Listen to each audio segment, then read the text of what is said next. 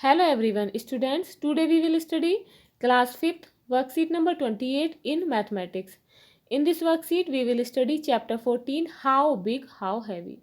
So let's start. First is try it. Question is drop a pebble in a glass filled with water. एक पानी से भरे हुए glass में एक कंकड़ डालें. Does the water level go up और डाउन? क्या जो पानी होगा उसका स्तर आगे बढ़ेगा, ऊपर जाएगा या नीचे गिरेगा? Answer is water level goes up. तो जो पानी का लेवल होगा, पानी का स्तर, वो बढ़ जाएगा. Now question is what do you think? अब तुम क्या सोचते हो? Why the water level goes up और डाउन? कि पानी का स्तर क्यों ऊपर गया या नीचे गया? Write your reason. अपना रीजन लिखिए. Answer is the water level goes up.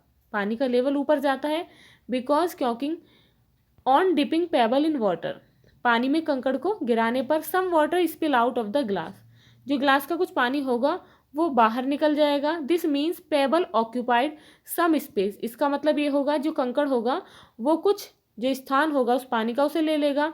Which replace the water, जो पानी को बाहर निकाल देगा और उसकी जगह वो कंकड़ ले लेगा जिससे पानी बाहर आ जाएगा. Now question is fill a glass with water up to the brim and keep it in a bowl. एक पानी से ऊपर तक भरा हुआ ग्लास लें और इसे कटोरी में रख लें. कलेक्ट सम 5 ऑब्जेक्ट, और 5 ऑब्जेक्ट लें. And dip them one by one in the glass, और एक एक करके उन्हें ग्लास में डालें. Measure the water spill out of the glass with a spoon. अब जो पानी ग्लास से बाहर निकला उसे चम्मच से मीजर करें. An example is given below. इसका एक उदाहरण दिया गया है. जैसे कि एक ऑब्जेक्ट है इरेजर. इरेजर को एक गिलास भरे हुए पानी में डाला तो कितना पानी निकला? 1 स्पून. अब ऐसे ही हमें एक गिलास लेना है पानी से भरा हुआ ऊपर तक, और उसमें 5 ऑब्जेक्ट डालने हैं. उन्हें डालने पर कितना पानी बाहर आएगा ये बताना है. सबसे पहले डाइस ली हमने. डाइस को पानी में डाला तो 1 स्पून पानी बाहर आया. की को डिप किया पानी में तो कितना वाटर बाहर आया? 2 स्पून. रिंग को डालने पर 1 स्पून पानी बाहर निकला. मार्बल को डालने पर 2 स्पून बाहर आया. मार्बल मीन्स कंचे को डालने पर. उसके बाद ग्रेप, एक अंगूर को डाला तो 1 स्पून पानी बाहर आया. On dipping any object in water, किसी भी ऑब्जेक्ट को पानी में डिप करने पर, डुबाने पर, some water spill out of the vessel, तो उस बर्तन का कुछ पानी बाहर निकल जाता है. दिस मीन्स, इसका ये मतलब होता है that some space of the water is occupied by the object in the glass. इसका मतलब ये होता है कि जो पानी का स्थान होता है वो ऑब्जेक्ट ले लेता है जो ग्लास में पानी होता है. The space occupied by the object is called its volume. अब जो स्पेस ऑब्जेक्ट के द्वारा लिया जाता है वो ही उस ऑब्जेक्ट का वॉल्यूम कहलाता है.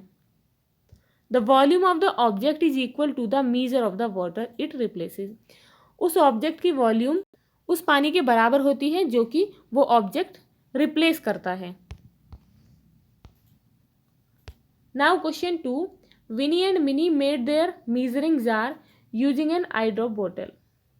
मिनी और विनी ने अपना एक मीजरिंग जार बनाया है आई ड्रॉप की बोतल को यूज करके. They pick up an empty eye drop बोतल ऑफ 5 ml. उन्होंने 5 ml की एक खाली आई ड्रॉप की बोतल ली. फिल इट विद वाटर, और इसमें पानी भर दिया. And pour it into the glass jar, और इसे कांच के जार में डाल दिया. They mark the water level after every 5 ml. अब उन्होंने उसमें वाटर लेवल के लिए प्रत्येक 5 ml पर एक मार्क लगा दिया. Watch their measuring jar. अब उनके मीजरिंग जार को देखो. And write the volume of their following objects. अब उसमें डाले गए जो ऑब्जेक्ट हैं उनकी वॉल्यूम लिखिए. सबसे पहले देखेंगे ये है एम्प्टी जार. इसमें 15 मिलीलीटर यानी कि 15 ml वाटर है. उसके बाद ये 4 जो जार हैं इसमें इन्होंने ऑब्जेक्ट को डाला है. So first is volume of water in empty jar. Empty jar की जो खाली जार है उसकी वॉल्यूम कितनी है? तो उसकी वॉल्यूम है 15 ml. नेक्स्ट है वॉल्यूम ऑफ बैटरी. बैटरी की वॉल्यूम कितनी है देखेंगे. फर्स्ट जो था एम्प्टी जार में कितना वाटर था? 15 ml.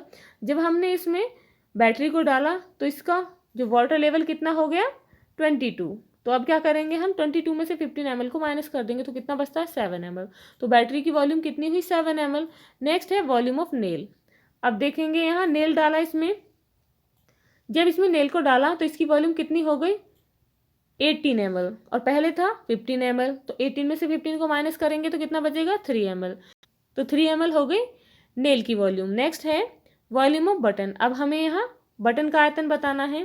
पहले जो जार का वाटर लेवल था 15 था, जब बटन को डाला तो कितना हो गया 19। अब 19 में से हम 15 को माइनस करेंगे तो कितना बचेगा 4, तो 4 ml हो गई बटन की वॉल्यूम। नेक्स्ट है वॉल्यूम ऑफ की।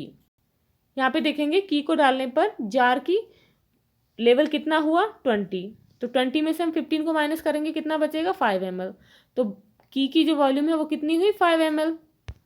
Now question is 10 tomatoes were dropped in a bucket half filled with water।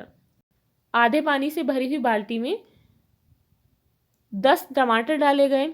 After dropping the tomatoes, टमाटर को डालकर the water level increase from 5300 ml to 6300 ml। जब उसमें टमाटर डाल दिए तो उसका जो वाटर लेवल था पहले 5300 था, उन्हें डालने पर हो गया 6300 ml। What is the volume of water displaced. अब उस वाटर की वॉल्यूम बताइए जो डिस्प्लेस हुआ। तो पहले था 5300, तो अब हम 6300 में से 5300 को माइनस कर देंगे तो कितना बचेगा 1000 ml। तो उसकी वॉल्यूम कितनी हुई 1000 ml। Question A, this is a cube of 1 centimetre side. ये 1 सेंटीमीटर साइड वाला एक क्यूब है। Can you find out how many 1 centimetre cube can fit in this box. अब आप क्या ये पता लगा सकते हैं कि इस बॉक्स को कितने क्यूब 1 सेंटीमीटर वाले इसे पूरी तरीके से भर सकते हैं। तो बच्चे यहाँ पर देखेंगे ये क्यूब है जिसकी लेंथ है 2 सेंटीमीटर, ब्रेथ है 6 सेंटीमीटर और जो इसकी हाइट है वो है 3 centimetre. Now question is number of 1 centimetre cubes that can be fitted in the box along the length. अब हमें ये बताना है कि इसकी लेंथ में कितनी क्यूब्स आ सकती हैं।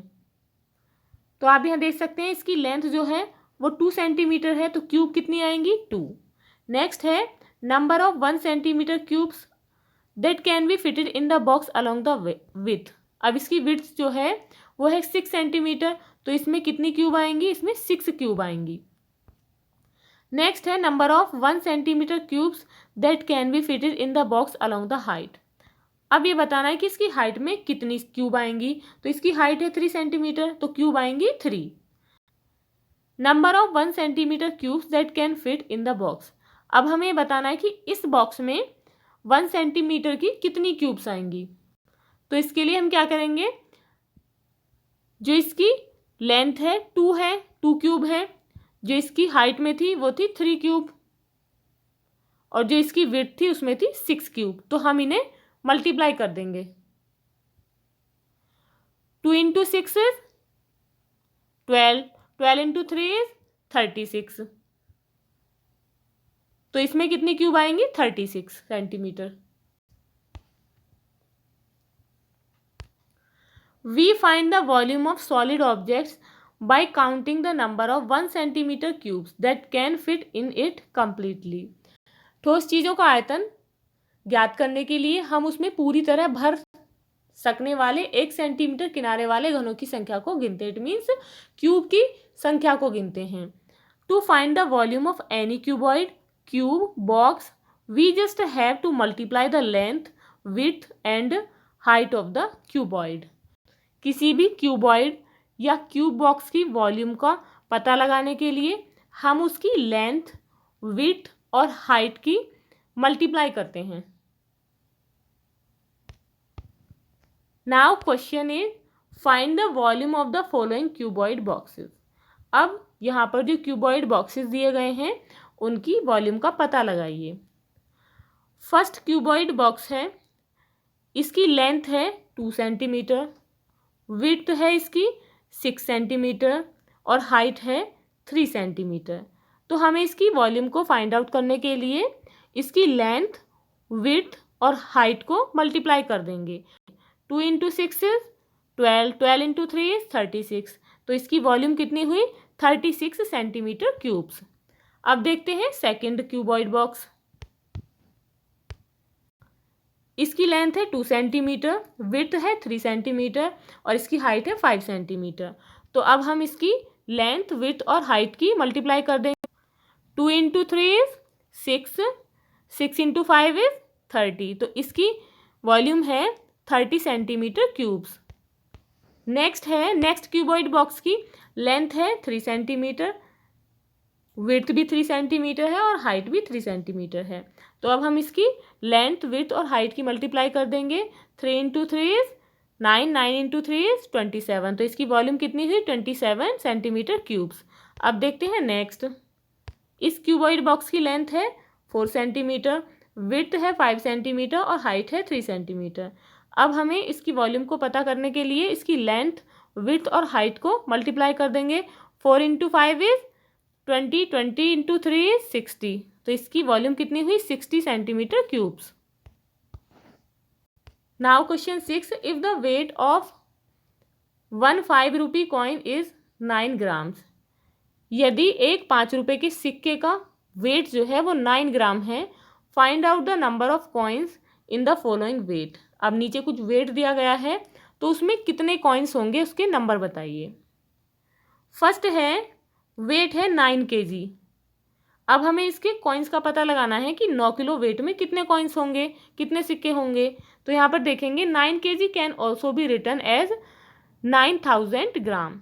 हम केजी को ग्राम में कन्वर्ट करके लिख सकते हैं। तो हम क्या करेंगे, 9 kg को ग्राम में लिखेंगे तो कितना हो जाएगा? 9000 ग्राम। तो हम क्या करेंगे, 9000 ग्राम को 9 से डिवाइड करेंगे और जब हम इसे 9 से डिवाइड करेंगे तो हमें हमारे नंबर्स ऑफ कॉइन मिल जाएंगे। जो उसका आंसर आएगा तो कितना आएगा? 1000। तो कितने कॉइन्स हुए 9 kg में? 1000 कॉइन्स। नेक्स्ट है 45 kg वेट है, कितने कॉइन्स होंगे? तो हम 45 kg को ग्राम में लिख लेंगे तो कितना होगा? 45,000 और इसे 9 से डिवाइड कर देंगे। 9 से डिवाइड करने पर आंसर होगा 5000। तो इसमें कितने कॉइन्स हुए? 5000। नेक्स्ट है 1800 ग्राम। ये ऑलरेडी ग्राम में लिखा हुआ है तो हम इसे 9 से डिवाइड कर देंगे। 9 से डिवाइड करने पर हमारा आंसर क्या मिलेगा? 200। तो इसमें कॉइन कितने हुए? 200। नेक्स्ट है 1 kg 125 ग्राम। इसे हम ग्राम में लिख लेंगे तो कितना हो जाएगा? 1125 ग्राम। अब इसे हम 9 से डिवाइड करेंगे तो कितना आंसर आएगा? 125। तो कितने कॉइन हुए इसमें? 125। अब देखते हैं question 7। Sonu and Ankita went to sabzi mandi. Sonu और अंकिता सब्जी मंडी गए and bought vegetables as follow. और उन्होंने वहाँ से इस तरीके से सब्जी खरीदी। सोनू ने 2 किलो पोटैटो खरीदे, आधा किलो टमाटर, 1 किलो ऑनियन प्याज खरीदी, आधा किलो कैरेट खरीदी और 1 kg कैबेज खरीदी। अंकिता ने खरीदी 1 kg कॉलीफ्लावर, आधा kilo carrot, 1 kg potato, half kg capsicum और 1 kg tomato. Now who carry a heavier bag. अब किसका बैग हैवियर था, मतलब अधिक भारी था? सोनू और अंकिता। सोनू का या अंकिता का? सो यहाँ पर हम काउंट करेंगे। सोनू के बैग में वेट है 2 kg पोटैटो, 2, 1 3, 1 4, हाफ और हाफ 1, इट मीन्स 5 kg। तो सोनू के बैग में जो वेट है वो है 5 kg। अंकिता के बैग में कितना है? 1 kg, 1 and 1 2, 1 3, half and half 4 और अंकिता के बैग में है 4 kg। तो किसके बैग में ज़्यादा है? सोनू के बैग में ज़्यादा है। Students, if you like this video, please like and share, and if you are new on this channel, please subscribe the channel. Thank you.